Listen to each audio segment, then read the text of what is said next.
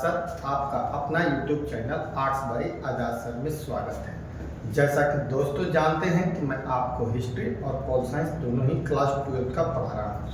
आज हम लोग पॉलिटिकल साइंस क्लास 12 के बारे में बात करेंगे, जिस चैप्टर का नाम होगा दो ध्रुवीयता का अंत। हाँ दोस्तों, बीच में आपसे बात करना चाहता हूँ, अगर आपको ये वीडियो अच्छा लगे तो आप इसे लाइक करिएगा, अपने दोस्तों के बीच में शेयर करिएगा और उससे भी बेहतर लगे तो आप इसे सब्सक्राइब जरूर करिएगा। तो दोस्तों, हम पिछले 2-3 वीडियो में आपको दो ध्रुवीयता के अंत के बारे में यह बताने का प्रयास किए हैं कि कैसे सिलेबस हमारा था, कैसे हमारा सोवियत संघ का उदय हुआ और कैसे सोवियत संघ का विकास हुआ।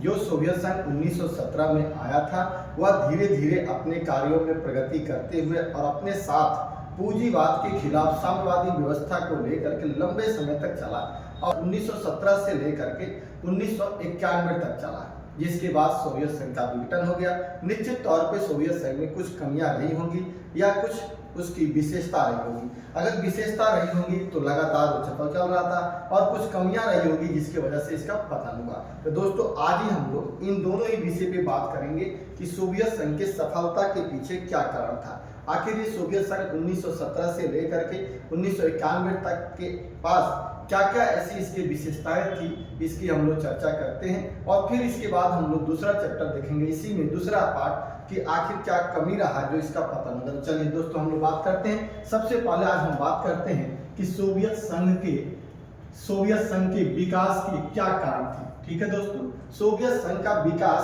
कैसे हुआ।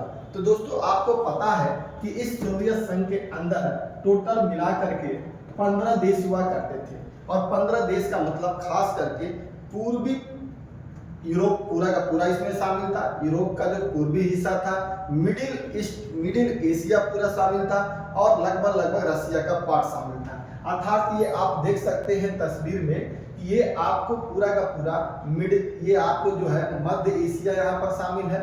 उसके बाद आपका ये पूरा का पूरा यूरोप में ले लीजिए तो रसिया है और पूर्वी यूरोप जो है, क्योंकि पश्चिमी यूरोप तो आपको पूंजीवाद के साथ था, लेकिन लगभग पूरा जो पूरब का जो यूरोप था वो आपको लगभग आपका यहाँ पर इसके साथ में जुड़ा हुआ था। तो इस प्रकार से बड़ा सा इसके पास एरिया था, जिस एरिया पे यूएसएसआर का डेवलपमेंट हुआ था। तो दोस्तों, किसी भी चीज के विकास के लिए सबसे पहले एक जरूरी होती है कनेक्टिविटी की, कि अगर हमारे पास यातायात के उत्तम साधन है तो हम कहीं पर भी बड़ी आसानी से सफर कर सकते हैं और उस व्यक्ति को यानी उस दूरी को अपने दूरी से साथ हम क्या कर सकते हैं, कनेक्ट कर सकते हैं। जो एक ये पहली सफलता किसके साथ थी, यूएसएसआर के साथ जुड़ी हुई थी। आप ये कल्पना कर सकते हैं कि यूएसएसआर का एक देश अगर यहाँ पे लिथुआनिया है और दूसरा देश आपका एशिया के पास यहाँ पर जुड़ा हुआ है, तो निश्चित तौर पे इतनी लंबी दूरी इन्हें तय करना था और ये लंबी दूरी के लिए अगर सुगम यातायात की व्यवस्था ना होता, यानी यहाँ पर देखिए पहली सफलता का कारण क्या था, यातायात का उत्तम साधन, यानी बहुत बढ़िया ही यातायात का साधन था, जिसके कारण एक देश दूसरे देश से बहुत आसानी से जुड़ गए थे और जुड़ने का नतीजा ये था कि लोगों में आपसी जुड़ाव आ गया था। लोगों में क्या था, आपसी जुड़ाव था, एक दूसरे की चीजों को लोग समझ रहे थे, आसानी से एक दूसरे के संपर्क में थे। इससे लोगों के अंदर कोई भी मनमुटाव और गलतफहमियां पैदा नहीं थी। तो हम ये कह सकते हैं कि सोवियत संघ के विकास के लिए सबसे पहला और उत्तम जो कारण था वो था इसका उत्तम साधन, यानी रेल और सड़क का विकास। ये बहुत ही अच्छे तरीके से हुआ था, यानी चारों कोना को आसानी से कौन कर रहा था, जोड़ रहा था। यूएसएसआर अपने सारे सदस्यों को इसलिए डेवलप हुआ। पहली बात हो गई। दूसरी पूछा जाता है कि दूसरा कारण क्या था जी, तो दूसरा कारण था जो जिसका नाम था मजबूत आर्थिक आधार। देखिए, एक ये भी कारण था, कभी भी कोई संगठन हो या कोई संघ हो तभी वो सफल हो सकता है जब उसके साथ एक मजबूत अर्थव्यवस्था काम कर रही हो। और इसके साथ क्या थी कि मजबूत अर्थव्यवस्था थी। मजबूत अर्थव्यवस्था इसलिए थी क्योंकि इसके जो मध्य एशिया के जो संपर्क में जो लोग थे, मध्य एशिया के जो इसके देश थे, जैसे कजाकिस्तान था, तुर्कमेनिस्तान था, उज्बेकिस्तान था, इन देशों के पास खनिज संसाधन बहुत मात्रा में था। यानी वो डीजल हो या पेट्रोल हो या अन्य प्राकृतिक संसाधन जो थे वो बहुत ही उत्तम थे, जिसके कारण ये सारी उन संसाधनों को पूरा कर रहा था जो अन्य देशों को भी जरूरत महसूस होती थी, और इसकी वजह से सब एक दूसरे के साथ संपर्क में थे। तो इसलिए हम कह सकते हैं कि मजबूत आर्थिक आधार में आपका डीजल हो या पेट्रोल हो या अन्य जो प्राकृतिक संसाधन था, अन्य प्राकृतिक संसाधन जो थे ये उसके पास प्रचुर मात्रा में उपलब्ध था, जिसके कारण सोवियत संघ बहुत तेजी से आगे निकल रहा था। दूसरा कारण हो गया। तीसरा कारण कहते हैं कि तीसरा कारण भी इन सब चीजों से ही महत्वपूर्ण था, जिसको हम लोग बुनियादी आवश्यकता की पूर्ति कहते हैं। तो दोस्तों आप कहिएगा कि सर बुनियादी आवश्यकता का मतलब क्या होता है? तो बुनियादी आवश्यकता का मतलब होता है जैसे रोटी, जैसे कपड़ा, जैसे मकान, और आज के डेट में अगर जोड़ दिया जाए तो शिक्षा और स्वास्थ्य, ये जो चीजें थी ये यूएसएसआर के पास बड़ी ही आसानी से अपने सदस्यों को ये पूरा करता था, क्योंकि यूएसएसआर का निर्माण ही इस आधार पर हुआ था समतामूलक समाज को ध्यान में रखते हुए। इसलिए जो भी नागरिक था इसके पास, वो गरीब हो या गरीब से भी गरीब हो, उन्हें हर चीज की सुविधा, यानी रोटी की, कपड़ा का, मकान का, शिक्षा का, स्वास्थ्य का, इन सारी बुनियादी चीजों को कौन उपलब्ध कराता था? फ्री ऑफ कॉस्ट यूएसएसआर उपलब्ध कराता था, जिसकी वजह से अन्य देश भी इसके साथ जुड़े हुए थे और इसका लगातार विकास हो रहा था। और इसके बाद अब देखिए, कोई भी देश हो, कोई भी व्यक्ति हो, जब अपने नागरिकों को पूरी तरह से रोटी, कपड़ा, मकान, शिक्षा, स्वास्थ्य, इन सारे सुविधाओं को जब उपलब्ध कराता है तो इसके बाद एक परिणाम निकल कर आता है, जिसको हम लोग राष्ट्रवाद कहते हैं। जिसको क्या कहते हैं? राष्ट्रवाद कहते हैं। निश्चित तौर पे वहां के देशों के अंदर अपने देश के प्रति, अपने यूएसएसआर के प्रति राष्ट्रवाद पैदा होगा, और जब राष्ट्रवाद पैदा होगा तो वह नागरिक अपने राष्ट्र के लिए क्या करेगा? अपने राष्ट्र के लिए जीड़ तोड़ मेहनत करेगा, और उसके बाद उस राष्ट्र की क्या होगी? प्रगति होगी, और कोई आदमी भूखा नहीं रहेगा। और ये बातें, बुनियादी चीजें किसके अंदर में थी? यूएसएसआर ने अपने हर नागरिकों को पूरा किया, इसलिए यूएसएसआर बड़ी तेजी से आगे निकल रहा था। तीसरा कारण था। चौथा कारण इसका यह बना कि इतनी सारी चीजों के करने के बाद राष्ट्रवाद की उत्पत्ति होती है, और यह राष्ट्रवाद इसको ऐसा तरक्की करता है कि यह यूएसएसआर जो था दुनिया की दूसरी अर्थव्यवस्था बन गया।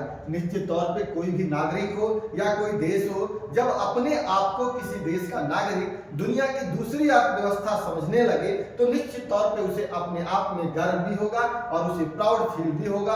तो निश्चित तौर पे जब इस सोवियत संघ ने अपने आप को दुनिया की दूसरी अर्थव्यवस्था, यानी अमेरिका के बाद दूसरी अर्थव्यवस्था अपने आप को सिद्ध कर दिया, तो निश्चित तौर पे इसे एक विशेषता तो मिलनी चाहिए, और इन विशेषता की वजह से यूएसएसआर और भी तेजी से अपना बढ़ता रहा और तरक्की करता रहा। पांचवा कारण जो था, जो मैंने पहले ही बताया कि इसके पास विशाल ऊर्जा का संसाधन था, यानी विशाल ऊर्जा संसाधन का पाया जाना।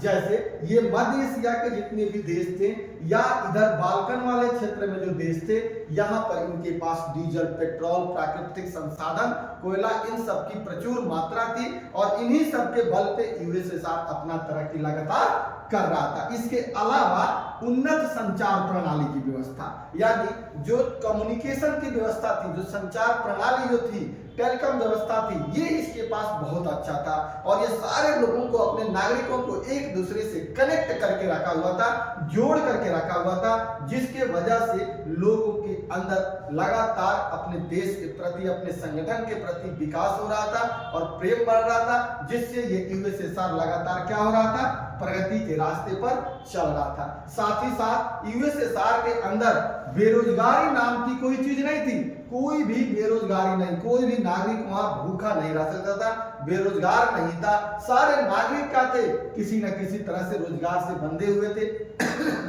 क्योंकि यूएसएसआर जो था सभी को रोजगार देने में सफल भी था और अपने नागरिकों को पूरी तरह से ख्याल रखता था। इसलिए बेरोजगारी का न होना भी लोगों को अपनी ओर आकर्षित करता था और लोग किससे जुड़ जाते थे, इससे लोग जुड़ जाते थे। इसके अलावा अगला 8वें नंबर पर एक पार्टी के रूप में कम्युनिस्ट पार्टी का दबदबा भी था, यह भी एक विशेषता था। हालांकि दोस्तों इसको हम पूर्ण रूप से कोई विशेषता में तो हम नहीं दे सकते हैं, क्योंकि जब भी किसी राष्ट्र के अंदर जब हम एक व्यक्ति को महत्व देते हैं तो निश्चित तौर पर वो व्यक्ति आगे चल करके तानाशाही का रूप धारण कर लेता है। और आगे हम लोग देखेंगे कि यही एक पार्टी का होना कम्युनिस्ट पार्टी के रूप में जहां पर यूएसएसआर के पतन का एक कारण भी बनेगा। लेकिन यहाँ इसकी एक विशेषता थी, क्योंकि एक पार्टी जब होती है तो उस एक पार्टी की जो सरकार होती है वो मजबूत सरकार होती है, और जब मजबूत सरकार होती है तो निश्चित तौर पर अपने देश में कोई भी निर्णय लेने में वो अकेले सक्षम होती है और विकास बहुत तेजी से होता है। तो यही कारण था कि एक पार्टी का रहना वहां पर क्या था, एक मजबूत कारण बना, जो उसकी विशेषता के तौर पे हम दे सकते हैं। और इन सब के अलावा नियोजित अर्थव्यवस्था, एक प्लानेड इकोनॉमिक्स थी यहाँ पर, जिस नियोजित अर्थव्यवस्था को मैंने पिछले वीडियो में आपको बताया था कि जो स्टॉलिन था वो 1928 में अपने यहाँ नियोजित अर्थव्यवस्था को लेकर गया, 5 ईयर प्लान को लेकर के आया। और ये 5 ईयर प्लान में क्या किया था, बहुत अच्छी तरह से अपने संसाधनों का एक प्लान करके, कैसे उसको प्लान करके डेवलप करना है, और इस पर उसने डेवलप किया और ये नियोजित व्यवस्था उसको क्या कर दिया, आगे बढ़ने में काम किया। और इसी के साथ दोस्तों 10वां जो था, पूंजीवाद के खिलाफ साम्यवादी जो व्यवस्था जो मजबूत करने की कोशिश की। हालांकि पूर्ण रूप से मजबूती नहीं मिली, लेकिन पूंजीवाद के विकल्प में अगर कोई व्यवस्था खड़ा हुई तो साम्यवादी व्यवस्था खड़ा थी। और लोग जो पूंजीवाद से नाराज थे वो किधर की तरफ मुंह कर रहे थे, साम्यवाद की तरफ मुंह कर रहे थे। इसलिए साम्यवादी व्यवस्था जो थी वो अपने इन सब कारणों की वजह से, अपने सारी विशेषताओं की वजह से दुनिया में दूसरे स्थान बनाने में सफल रही। लेकिन दोस्तों इसके साथ ही साथ इसमें कुछ कमियां भी थी, और इन्हीं कमियों ने जो लगातार यूएसएसआर का जो प्रगति हुआ, आगे चल करके उस कमियों ने क्या कर दिया, इसे पतन के रास्ते पर ला करके रख दिया। इसके बाद हम लोग देखते हैं दोस्तों कि इसके बाद इसके पतन के कारण क्या सिद्ध हुए, जो हम लोग आगे बढ़ने का प्रयास करेंगे। अर्थात इसकी कुछ कमियां थी, वो कमियां कैसी थी, तो देखिए अब हम इसकी कमियों को देखने का प्रयास करते हैं। ये सोवियत संघ की कमियां थी। पहले हाथ में हमने क्या देखा दोस्तों, विशेषता देखा। अब इसकी कमियां क्या थी ये देखने का हम लोग प्रयास करते हैं। और इसमें देखिए यूएसएसआर पर नौकरशाही का दबदबा, पहली कमी ये थी कि दोस्तों एक पार्टी के रूप में, जब हमने पहले ही बताया कि एक पार्टी के रूप में जब हम एक व्यक्ति को महत्व देते हैं तो निश्चित तौर पे वो व्यक्ति तानाशाही बनती है, और साथ ही साथ वहां पे नौकरशाही जो होते हैं वो भी तानाशाही बनने का परिणाम आ जाता है। और निश्चित तौर पे यूएसएसआर में लोगों के जो नौकरशाही व्यवस्था जो कायम हो गई, लोगों की आजादी वहां पे धीरे धीरे खत्म होने लगी, अभिव्यक्ति की आजादी खत्म होने लगी, जो उसकी एक कारण बना पतन का।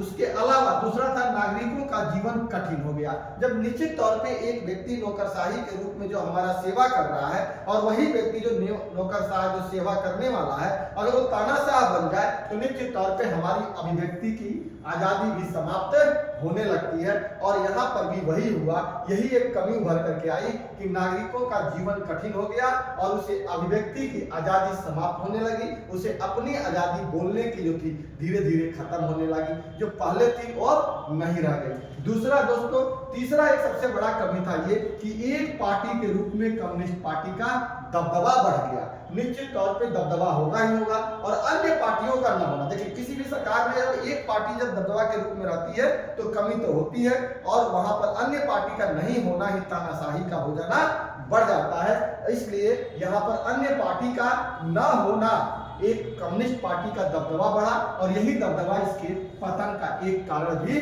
बन जाएगा। अगला कह रहा है कि यूएसएसआर के 15 देश थे। निश्चित तौर में यूएसएसआर में कितने देश थे दोस्तों, 15 देश थे, लेकिन इसमें रूस का सबसे ज्यादा वर्चस्व और महत्व दिया गया। ये एक लोगों को पसंद नहीं आ रहा था, क्योंकि देखिए सिंपल सा बात है कि जब 15 देश हैं तो 15 देशों का महत्व बराबर बराबर होना चाहिए। लेकिन रूस को ज्यादा महत्व, कम्युनिस्ट पार्टी भी रूस को ज्यादा महत्व दे रही थी, और रूस में ही रूस का रूबल भी था, रूस में ही वहां का पार्लियामेंट ड्यूमा भी था, इसलिए सारी व्यवस्था रूस में थी, तो अन्य देशों को भी थोड़ा थोड़ा लगने लगा। हालांकि शुरुआत दौर में ऐसा नहीं था, लेकिन बाद में चल करके जैसे जैसे उनके अंदर राष्ट्रवाद का उदय हुआ, और जब राष्ट्रवाद का उदय हुआ तो उनके अंदर भी ये भावना जगने लगी कि मेरा भी तो कोई ना कोई महत्व होना चाहिए, और यही महत्व ना मिलना और राष्ट्रवाद का उदय होना आगे चलकर क्या करता है, यूएसएसआर से अलग।